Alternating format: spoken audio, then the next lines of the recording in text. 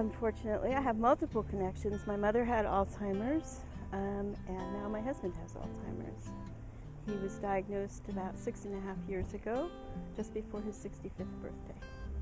Well, I think because of my mother and having that experience with her, I saw signs in him probably starting about 1.5 years before he was diagnosed.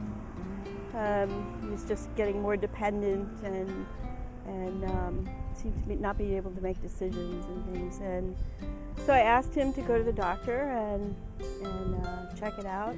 And he went to the doctor and at Kaiser, and the doctor just sort of brushed him off and said, "Oh, Fred, I forget things too. If it gets worse, come on back." So of course Fred latched onto that as, well, I don't have a problem. And then I say it was about 1.5 years later, I said we had planned to take a big trip and sell our house, and big changes in our lives. And I said, before we do this, I would like very much for you to please go and find out what's going on here. So he did. We went back to Kaiser, different doctor. They performed put him through all the tests and everything, and the diagnosis was dementia, probably caused by Alzheimer's.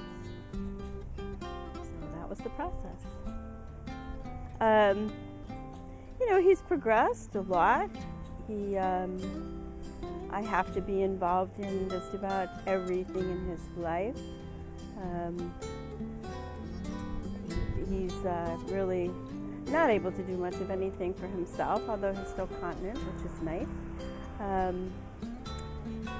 And it's just a waiting game, really, is what it is. I think because outside care is so expensive, to put him into a facility, not knowing how long that might last, is something I just financially can't afford to do. So I'm just sort of hanging on and keeping him at home as long as I possibly can.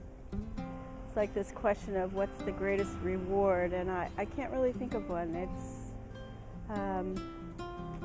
I guess maybe I've learned a little patience. Educate yourself, get as much education as you can, join a support group.